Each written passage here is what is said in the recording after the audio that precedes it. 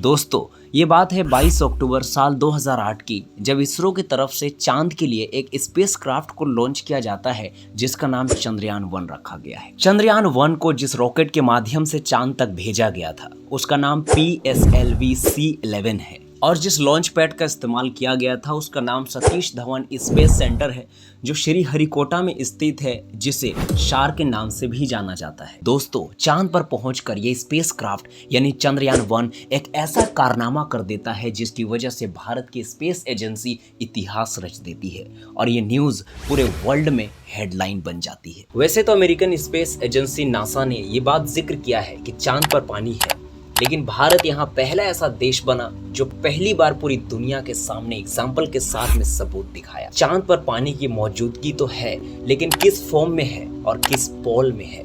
दोस्तों, आपको बता दें कि इस न्यूज़ को देखने के बाद दुनिया भर के देशों में जो क्यूरियोसिटी थी चांद को एक्सप्लोर करने की, वो क्यूरियोसिटी एक बार फिर बढ़ जाती है। दोस्तों, आपको बताते चलें कि अमेरिका, चाइना, जापान, रशिया और यूरोप, ये पांचों ऐसे देश हैं जो लगातार चांद पर अपने मिशन को भेजने की कोशिश में लगे रहते हैं। आपको ये भी बता दें कि इजराइल एक बार अपने स्पेसक्राफ्ट को सॉफ्ट लैंडिंग करा रहा था, लेकिन नाकाम रहा।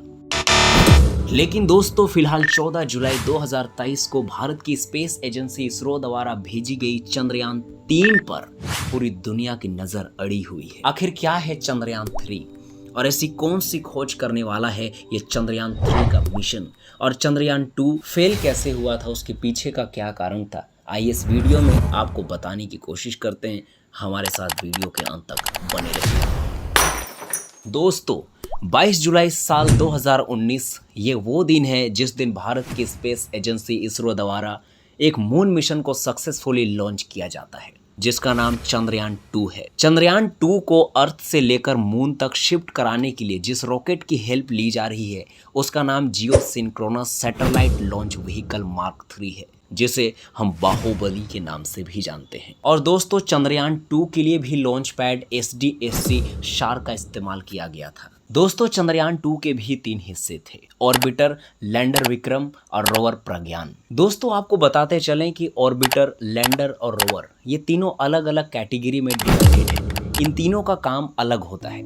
जैसे ऑर्बिटर का काम होता है किसी भी प्लैनेट के चारों ओर ऑर्बिट करना, एक सैटेलाइट की तरह काम करना। लैंडर का काम होता है लैंड करना और रोवर का काम होता है उस लैंडर से निकलना और वहाँ के चीज़ों को रिसर्च करना। और जब बारी आती है लैंडिंग की, तो लैंडिंग से पहले ऑर्बिटर को लैंडर और रोवर से डिटैच होना पड़ता है।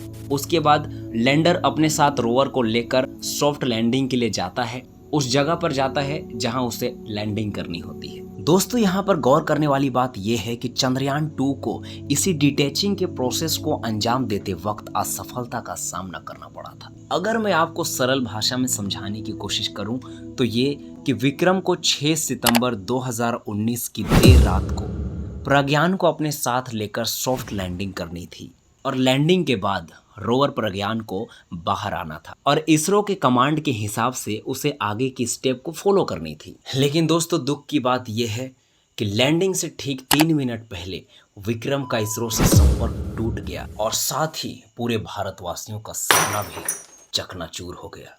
दोस्तों, कुछ इस तरीके से असफल रही थी हमारी चंद्रयान-2 की मिशन। और दोस्तों, उसके तुरंत बाद ही कोरोना वायरस ने भी भारत पर अपना कहर बरसा दिया था और पूरे देशवासियों को झंझोर कर रख दिया।